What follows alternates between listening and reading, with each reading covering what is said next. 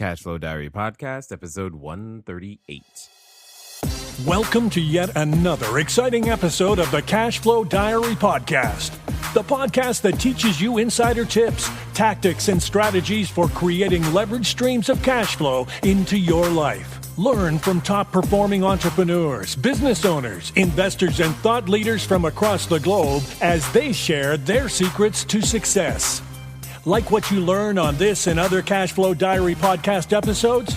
Go to learninvestingnow.com and sign up to receive powerful tips and information that will help you succeed as an entrepreneur and investor. Now, here's your host, investor, entrepreneur, business owner, educator, speaker, author, and master facilitator of Robert Kiyosaki's cash flow game, Jay Massey. All right, ladies and gentlemen, welcome to another episode of the Cashflow Diary Podcast. My name is Jay. I am your host, and guess what? We are going to have some more fun today. Obviously talking about cash flow, but more importantly, I'm hoping that you appreciate the fact that we can track down, find some of today's busiest entrepreneurs and have them share with you what it's going to take for you to go out there and build cash flow. And obviously, today's guest is no exception to the busy clause because she does a ton of stuff. Tawana Freeman is a management consultant, executive coach, and advocate for youth. Now, first of all, I don't care what you're doing. At some point, you probably want to find a way to be an advocate for somebody, and an advocate for youth is awesome, in my opinion. Not only do I have kids, but I love helping children too. Have you ever played a cash flow game with the kids? Just a thought. Think about it. Anyway, let's get back to it. She conducts workshops and conferences where she impacts life-changing message that she hopes and works to drive inspiration to people. You got to understand that takes a lot of work. Right now, it's her purpose, it's her success, and so much so, in fact, she co-authored an award-winning book, Purposeful Action, 7 Steps to Fulfillment. I love that, which reveals the 7-step method for identifying and effectively pursuing personal and professional goals. Here's some of the things, just think about it, some of the things that she's been able to accomplish. She's currently she is the principal consultant for Tawana Freeman and Associates, an active consultancy in the greater Washington, D.C. metro area, and the founder of Black Life Coaches Network, which is code for she helps a lot of people.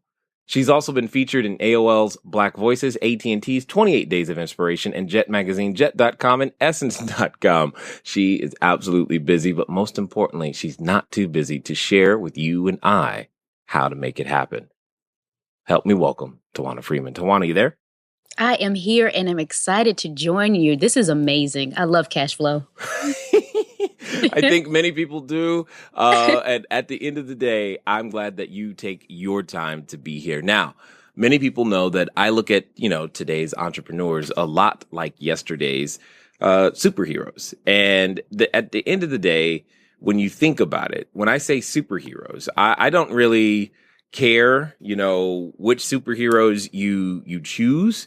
You could look at, obviously you can look at, Batman, or you can look at Wonder Woman, and you could look at many different ones of them. I mean, I'm sure there's someone out there who probably has a list and, they actually prefer Batgirl. That's great. All of them started somewhere. They all were something different before they decided to swoop around and save people. What I would love to know is, who was Tawana Freeman before you were doing all these wonderful things and helping people? I love that question. Oh my God.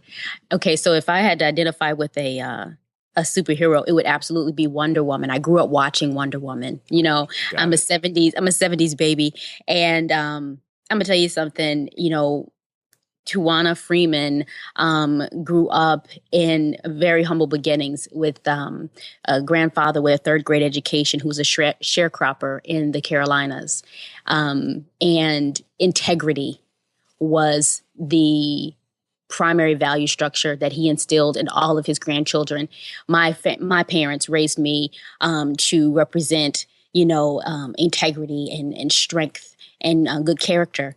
And so in my mind, as I was, growing up, and I used to hear my grandparents preach all the time, you have to be a person of good character. I used to love Wonder Woman's golden lasso. I'm Okay. telling you, because she would wrap it around her, The lasso of truth. the lasso of truth, right? Yeah. And so when you mentioned it, oh my God, I remember as a kid wanting that lasso. So people would always tell the truth because Wow. integrity is my foundation. And I believe that people should come to the table with integrity and good character because, we're so many times we're missing that in business. And that's what I strive for in everything that I do since, all my upbringing all the way through as an entrepreneur and now successful business owner. Integrity is number one. Agreed 100%. But I like the fact that you reference that it's not something you evolved to. It's just something that was given to you by your grandfather. Yeah. And at the end of the day, there's so much of who we are as an entrepreneur that came from places that we had literally nothing to do with. Why we do or how we do what we do today has a lot to do with who we were at the beginning. So answer me this, Wonder Woman. how do you go, what were some of the first things that you were doing, say occupationally or out there in the world, that eventually led you to what you do today? Oh, so I'm a techie. My Nice. undergraduate degree is in chemistry. Once, in working in chemistry and being in laboratories, I recognized quickly that being in the lab, wearing the lab coat, I had the loudest shoes in the lab.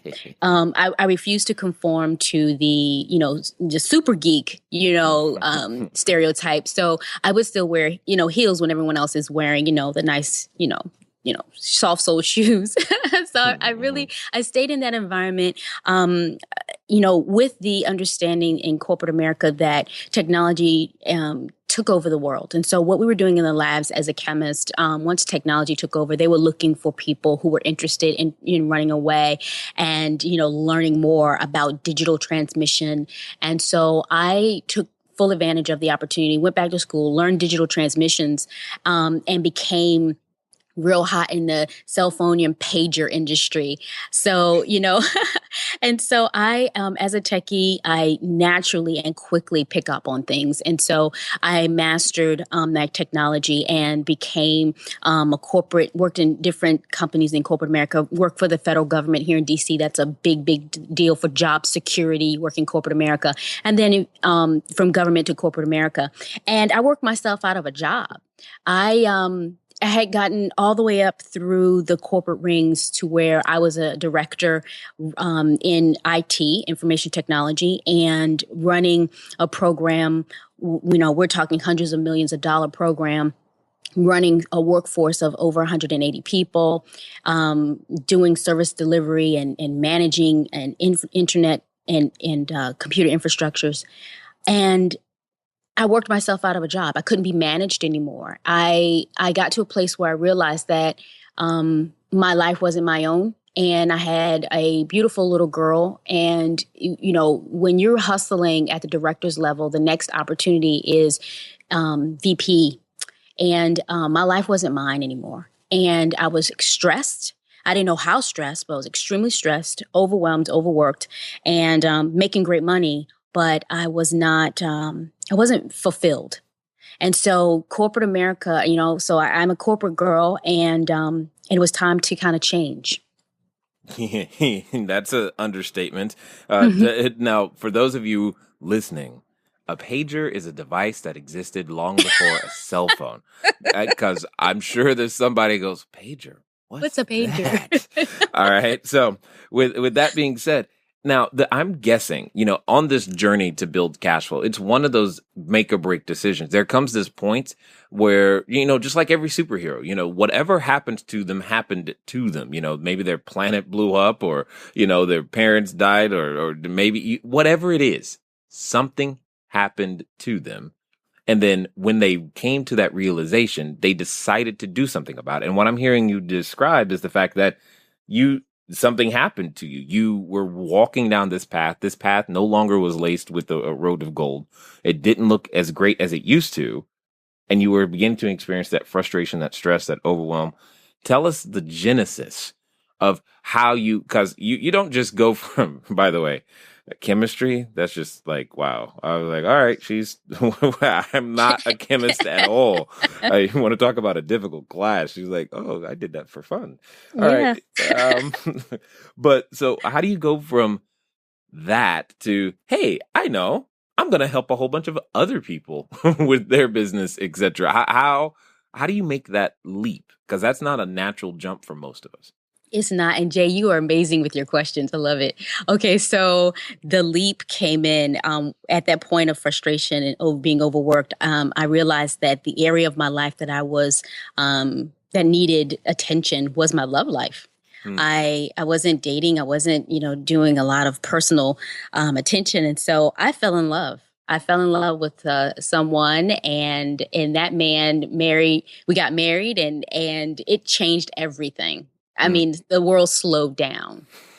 And so, and someone else was around to share, I guess, a different perspective with me around what it, because, I mean, I was in my late 30s, and when you're in your late 30s and you're, really, really accomplishing great things in your early 30s, you are missing out on a lot.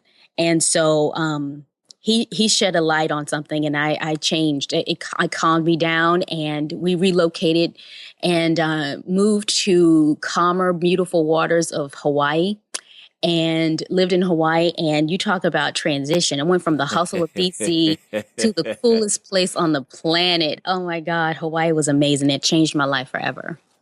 Yeah, I'm just sitting. You're on island time. Yeah. There's nothing that's the same. That I get it. Now, when you make that transition though, but you still have to become a different person. I mean, as superheroes, they got the alter ego, then they get all dressed up, with capes and whatnot before they start saving other people. How do you just wake up one day and say, you know what? I know I'm going to do this. I'm gonna write a book. I'm gonna do Black life coaches. I'm gonna do where did that come from? Yeah. So, while I was laying around on the beach, while I was meeting people, I was, detoxing from my hustled life. I realized that what I loved to do in all the years of serving in corporate America, that after you've really transitioned from what you do professionally, like being a techie, having your hands on computers and all that kind of stuff, you don't do that much. At the higher levels, at executive levels, it's all about people management. And so once I connected with the point that what I really loved the most and missed, even while I was living on the island, I missed working with people directly. I missed the personal and professional development. And so I had built, the last, really 8 to 10 years of my career just working with people. And so I began to calculate how I could leverage all that I had learned in working with people. And then I decided that I would go and create another way of helping people through that professional development. So I went and discovered coaching and got certified as a professional life coach. And that helped to round out everything I learned as far as professional development, working with my workforce, helping me to understand how to really cultivate a new culture of employees that could really make a difference in the workforce, especially during a time where we had, the recession had come and we had really a lot of people that were unemployed. It was perfect timing to really develop that level of skill for myself that I could apply. So I took the time, the quiet time, I put pen to paper, wrote my book, and I completed my certification in coaching, really got in tune to what I loved. And I started working directly with women, executive women who were in transition or who had been laid off. And that's where the consultancy happened. That's where people in corporate America would call me to work with, employee retention and help, build relationships and trust again between supervisors and subordinates. It was an aha moment for me. I know that sounds a little cliche and Oprah-ish, but it really was the awakening that I needed to connect it all together. That's fine. Any reference to Oprah on this show, I'll take it. That's all I know. So with all of that, one of the things I want everyone else to hear is you've often heard me say things like the difference between, one investor and another is simply interpersonal skills. And that's exactly what you're saying. You went and got a new skill set. That new skill set put you in a completely different frame of mind and network. But you went out there and wrote a book, and I kind of like that. So talk to us a little bit, because I'm sure there's at least one person who's going, maybe my way to cash flow is to write a book. I'll write a book and everyone will buy it and that'll be it. But I would love to know a little bit more, because I love the title, by the way. And that tells me that there's something there that everybody else needs to hear. So tell us a little bit about it. Right. So purposeful action, 7 steps to fulfillment, is really a series of questions, allowing you to be truthful and honest about what you really want out of life. The fulfillment of life, being able to assess where you are today and really where you wanted to be, what you used to do, what you used to desire and you gave up on because life happened, and it changed your direction. So it takes you to a place where you have to answer some of the simplest questions, but the most life-changing questions, the simple ones, looking at the full scope of your life and what you've sacrificed. What did you sacrifice? And what area of life was sacrificed? Was it, what's important, whether it was weight loss? Was it your love life? Was it your finances? What areas of your life had been sacrificed based off your choices? And so it's a series of questions. It's almost like a workbook. And, a lot of the self-discovery that I went through while I was reassessing my life and going on the path of fulfillment, I just put it in and bound it in that book, and I poured my heart into it and came up with the most common questions that we all like to avoid, that can sometimes make you cry, that can sometimes get you upset and angry because you want to blame other people because they got in your way. So it's the ability to transition your life despite the obstacles, using all the resources that are available to you, that you can actually propel yourself to that place that you really want to be for fulfillment. Nice. I've got to ask, what's that question?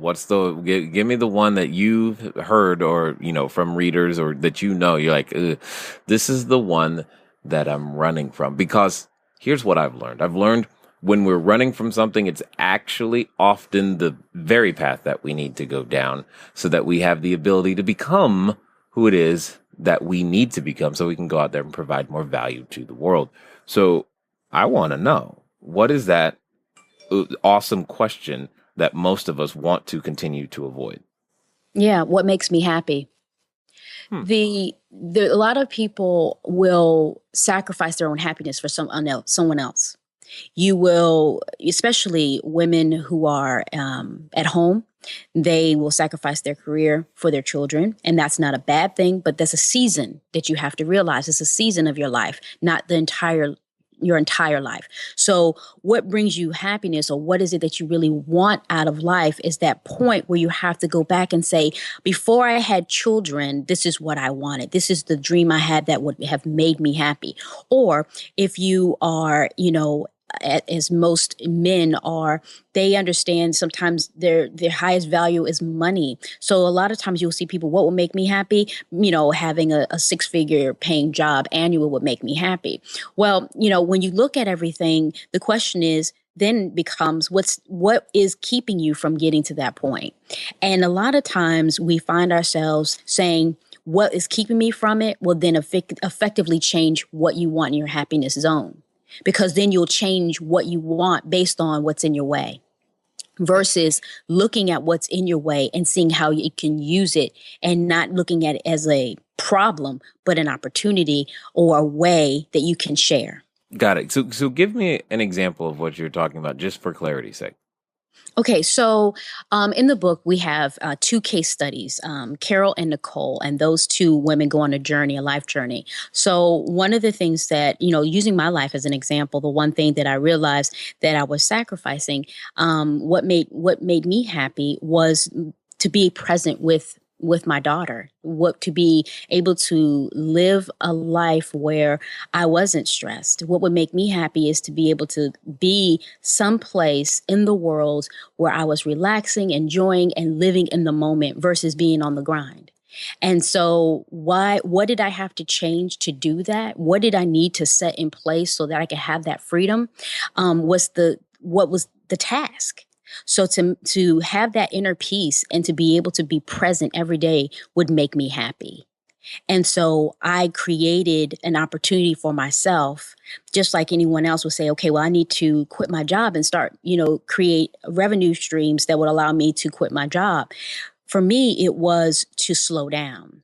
For me, it meant to sit back and say, okay, I have revenue stream, but I don't know how to slow down. So I need to introduce things into my life like yoga, meditation and yoga, hanging out with friends. So there became a process, a plan, a strategic plan that I had to put in place to find my happy.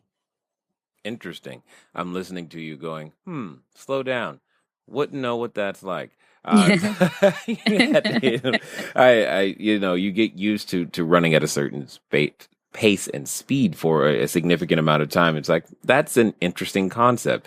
Sometimes the way to that freedom, if you will, that you're looking for is not actually to go faster, but to slow down.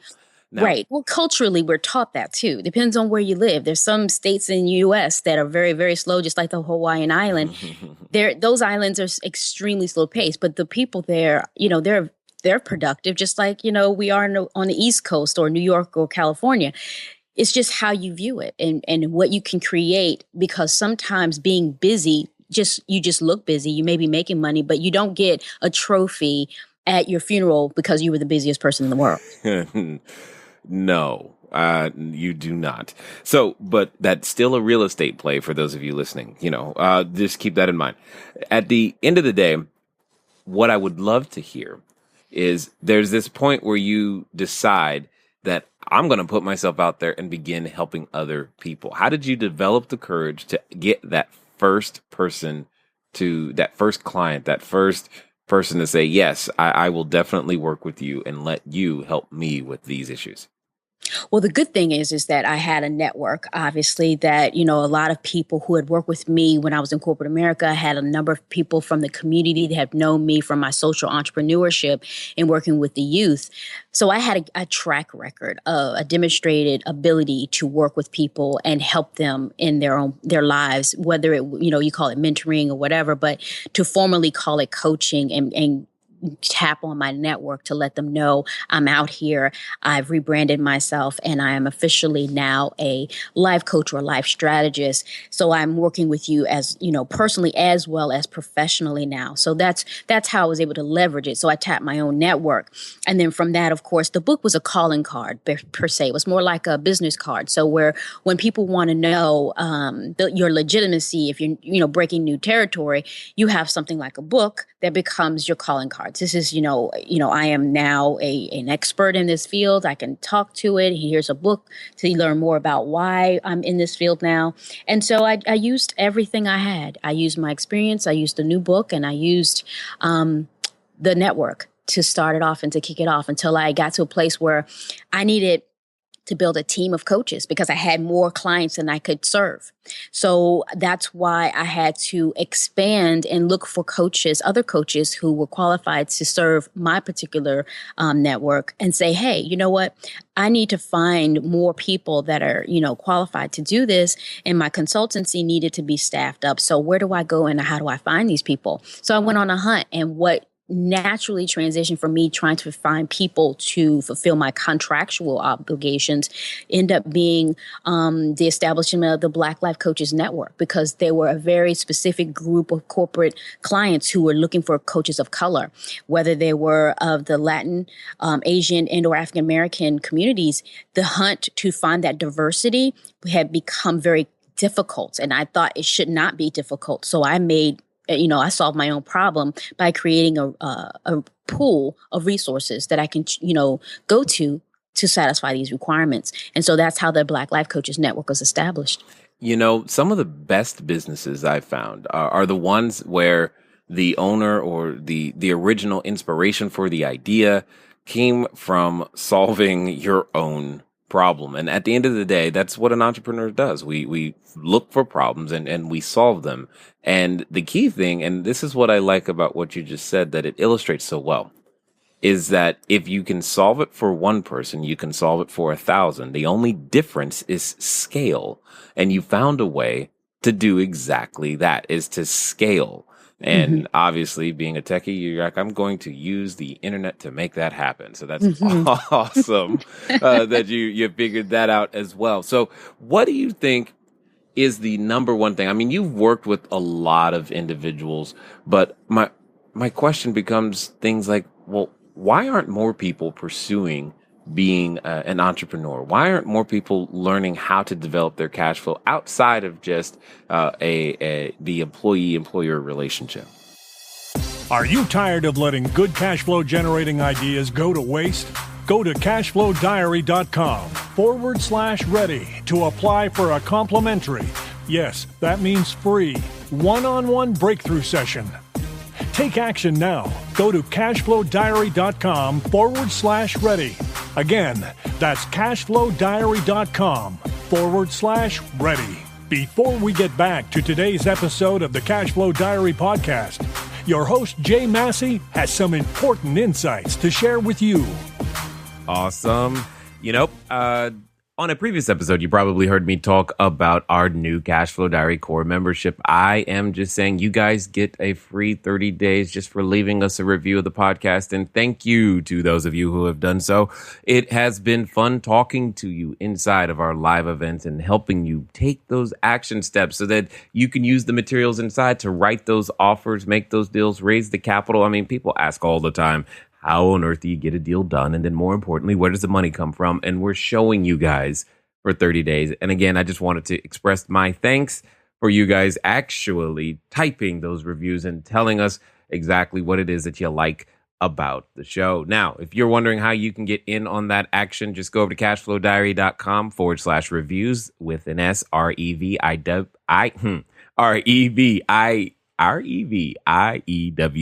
Really easy for me to say, clearly not.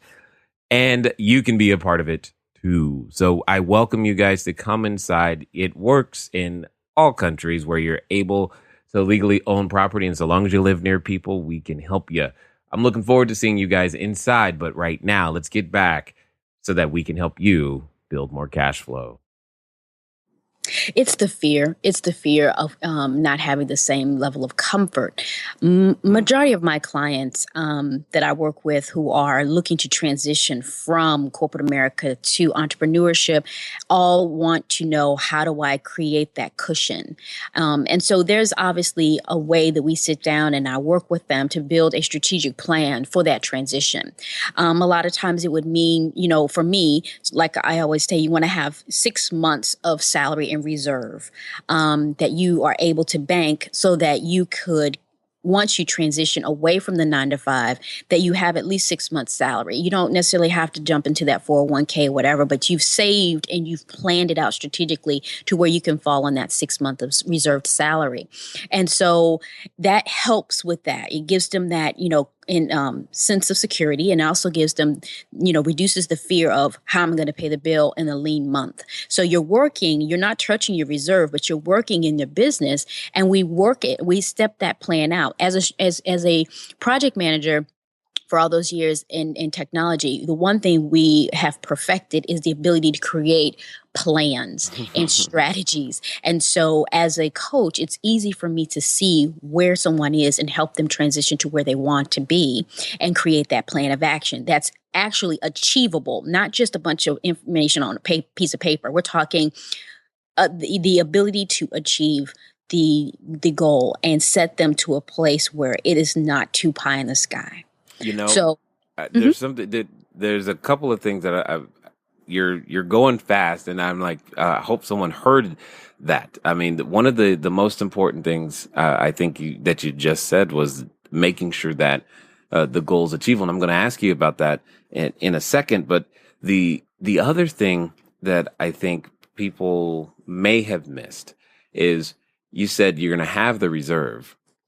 However, you're not living on the reserve. It's there for that lean month. Your goal is still to go out there and become something, provide value to the marketplace darn near immediately. Because what I've seen people do this transition and go, well, I got 6 months before I need to, quote unquote, do anything.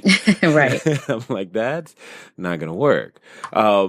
Now, you said achievable. What would you say are the top 3 things that prevent people from making those? Because I'm sure many people are like, yeah, okay, I can make a plan. I've made a plan before. But what do you think sabotages us that makes us make these plans that are just not achievable? Well, the first thing is accountability partners. A lot of times we will set a plan, and we're all, some of us are very good at writing, a great plan of action. However, you have to have an accountability partner in order for you to check in with someone. Like if you think about being on your job, and most of the people understand, you have those Monday meetings that we all dreaded because they lasted so freaking long that you were sitting in those meetings and you're going through, and 2 hours later, you're like, Lord, that was a waste of time. But it was an accountability point of your week. So it caused you have to show up, present where you are and where you were going to go. And so it was to review your milestones and stuff. So if you were just doing that by yourself, you wouldn't have to answer to anyone. No one's going to hold you accountable to what you said you were going to do. So most of us have a hard time dealing with their entrepreneur goals because they have not found an accountability partner. And that's why coaching is such a cool support structure, because when you're working with a coach, that's what they're there for. They're helping you to scale. They're helping you to see clearly. They're helping you to move forward in your agenda. And when they see a watch out, they're able to tell you right away, just like in those Monday morning meetings. And so, and a lot of times when you're a solopreneur, just you in your business and you have nobody else working with you, you have to have someone other than yourself that can see the bigger picture and to help you meet those small goals as you're moving towards the bigger picture. So let me just ask what could be a rhetorical question. Does anyone make it without accountability? Oh, I haven't met anyone. I mean, you can get to a certain point. I mean, you can definitely achieve small goals and make money without accountability partners. Yes. However, we all know that if you want to make millions, you have to have $1 million mentor. A lot of us have to have people who've done it to share those experiences to help you move in that direction. You're not going to be able to get there if you don't visually have someone that can show you the road. I mean, otherwise you're going to be sweeping every road and you're going to sit here and say, well, that didn't work. So let me go back out, reverse the car, go back out to the crossroads and now go left instead of right. You're going to constantly have to reverse engineer everything as you find your path to success, when all you needed to do was look at someone with more experience, more knowledge, and more, the willingness to share, obviously, and demonstrated ability to say, that's not a left turn. That's definitely a right turn right now. So that accountability partner is giving you that insight you need. So yes, you can achieve to a certain point, but if you really want to make that mark, you want to make sure that where you're headed, you have someone in your life that can help you get there. Now, I'm 100% in agreement. I'm never going to live long enough to make all the mistakes that many other people have already made. In fact, I'm going to make new and bigger ones in different, complete ways, which is awesome. What do you say, though, is what would be the other components that are required for any business owner, real estate or otherwise? Because I think it's just universal how we choose to share our genius with the world, be that, in whatever industry, is one thing. But I think there are so many universal things, because we're all human, that happen to everybody. And I'm curious to hear what you see and would say to what else are those things that we absolutely must change or destroy, those negative habits that we must destroy in order to become the resource we ultimately, I think, want to be for other people. Well, I tell you, you really want to avoid multitasking. I'm not a fan of that word. So, you want to have an accountability partner and you want to ensure that you are, headed in the right direction, those mentors. But at the same time, you want to avoid multitasking, because multitasking will cause you to sacrifice quality.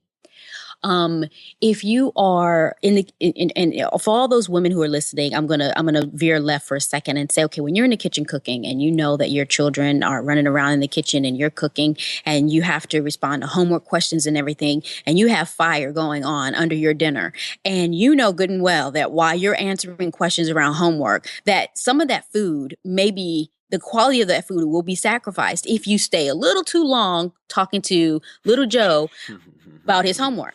So that is an example of how when you're in the middle of doing and having too many balls in the air at once, how one will eventually drop. You can't maintain that 100% all the time.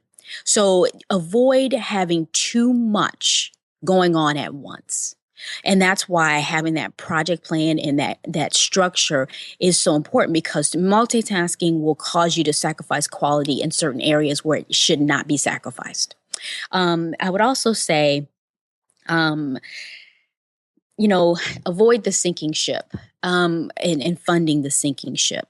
So, when you're developing several projects and you have an investment in different tasks associated with a big vision, you want to avoid funding the sinking ship. If everyone around you is saying, I don't know about that idea, I'm not sure that's a good investment, but you're saying, but I believe in it. Sometimes, you have to listen to those that are around you because they have that insight, but you're too close sometimes to the project. Sometimes it's so important to you that you don't want to let it go because you put so much into it, your heart and soul, and it's failing, it's failing, and you're still funding it. Sometimes you have to look at it. And one of the watch outs and things to avoid is funding something that is costing you a lot of money. I don't know if I have time, but let's use this as an example with Oprah Winfrey and the OWN network. Right. When she started OWN, she was, excited, super happy. Everything was working. She had some sponsors. But at the end of the day, she was losing money. She was putting money in a sinking ship. And it wasn't until Tyler Perry and some of the other quote unquote TV producers and movie producers stepped in and saved her by offering shows and giving her support and mentoring that said, okay, this is what's going to work for this network. And they showed her the way.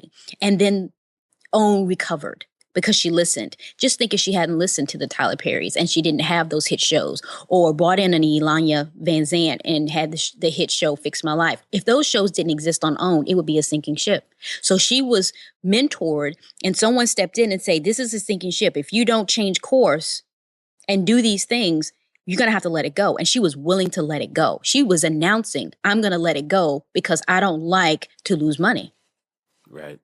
Now, you there's now a conundrum with what you just said, because some of us, maybe not, when you say listen to others, there are some people we absolutely should listen to, and there are some we absolutely shouldn't.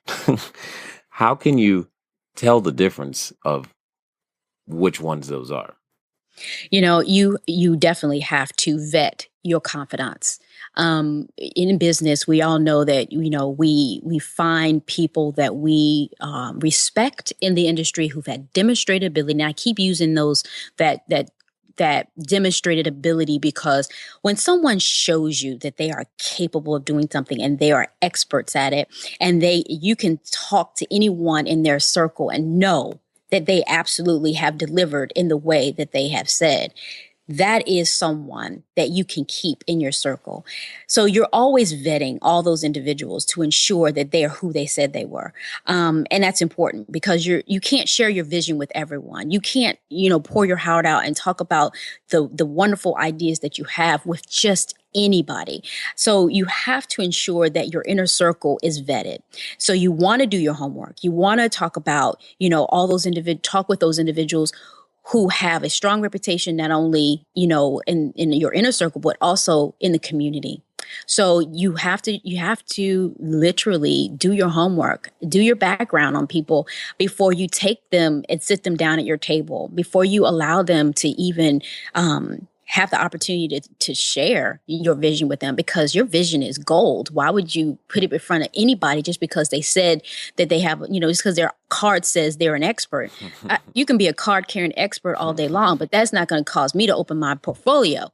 So let's be clear that you have to vet these people. So Jay, that's super important.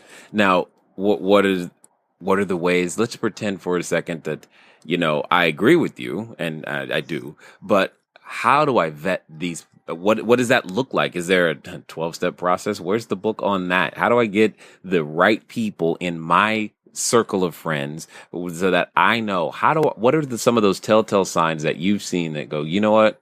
You need new friends. So how can someone go out there and intentionally develop that?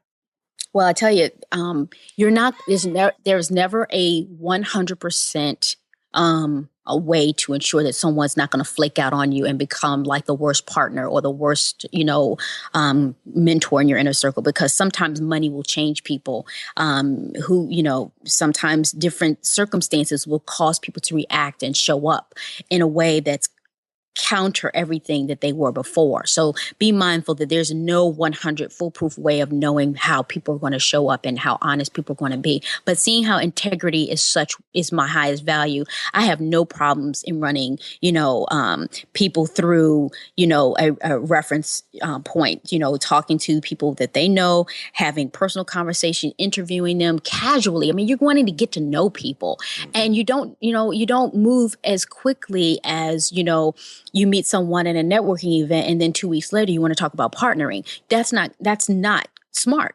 You want to ensure that you have background checks. Has anybody ever committed a crime? What kind of crime did they commit? Is that okay with you that they've committed that crime? Is it okay with you that they have business deals that were failed and he was the reason the business failed? You got to know the history of people. And when you're vetting someone, you want to ask them personally, would you mind if I, ask you some questions about your business history? Would you mind if I talk to some of those people? And you have to be bold about it because you have a lot at stake. This is your personal life. This is your investment. You're the commodity. So you have to look at it and go in hardcore. Corporations do it all the time when they're interviewing people for a job, and they have no problem giving you a pink slip when you don't perform. So you have to remember you're the CEO, you are the person in charge, and you have to take that attitude. So when I run a background check, I want to find out if you have a criminal record. That's not okay with me if you do. So, you have to, sometimes you have to be a little, it's a little bold, but it's real for me. And so I talked about what's at stake and how far do you want to go based on what's at stake. You have an intense amount of passion for this, and I love it because it is that important. I mean, whatever it takes to go out there and realize and make a dream happen is an amazing amount of energy, sacrifice, and time, etc. And you've got to protect it from the beginning, which is what you're really saying, is protect it from the beginning, because there are individuals out there where it may not go as you intended. And many of you, if you've listened to any of the past episodes, you've heard me talk about some of my dealings with those individuals in that situation. At the end of the day, though, don't let it ruin you from thinking there's nobody I can work with. There's somebody out there. I think one of the most important things, Tawana, that I want that one must learn to maintain, and clearly Oprah did as well as others, is not just surrounding yourself with the right people, but listening to them. And by listening, I don't think you mean just letting their words come into, your ears. But I also see that there's an action component of considering that their idea is better than mine. Mm-hmm. How important would you say that is for most would-be entrepreneurs to develop that skill set? Oh, yeah, without a doubt. When you are surrounding yourself with your own board of advisors, we all need that. As entrepreneurs, you need a board of advisors, people that are smarter than you, people who have accomplished, what you're aspiring to accomplish and greater. And they all represent different things. They represent the areas in finance, maybe law, corporate structure, whatever it is that you're doing, you want to ensure you surround yourself with someone that represents one of the areas that you must explore within your business development. So your business model has to have a key player, across the board. So having those smart people in the room, it is critical. It is necessary. So you can't, as you're starting out, it may be just you, the solopreneur, and you may be talking to other people in a networking event and just getting some nice notes and testing those things that they said. But as the game shifts for you, and as you become bigger and make more money, the playing field change and it shifts quickly. More people be attracted to you because you have a little bit more money and they can see it. And so then you have all the folk coming around saying, oh, I want to be in that game because they have money. You want to, watch out for all those. So the vetting process and having the smart people around you, that I could not be where I am today if it weren't for those smart people. So I look for the Jay Masseys and say, you know what, I'm looking for someone like Jay because this is an area of my life. And let's just talk about real estate. You know what, I've always been fascinated by it. I've played in it. I've done well, but I didn't master it, but I would love to. So before I look at my portfolio, I'm like, I need a Jay Massey in my life and I need to, get in the cash flow game because I seriously need to expand this part of my portfolio. So I'm going for it. So I have to present myself to a Jay Massey. I have to come to the table with something. It can't be some, flake. I have to show him that I'm worthy of, the space. And so I do my part. But when he agrees to take, to be a part of it, I mean, I'm humbled. I'm listening. I'm going to do what he says. I'm vetting everything he says and I'm going in. I'm giving it all. I'm going to do it. I like it already.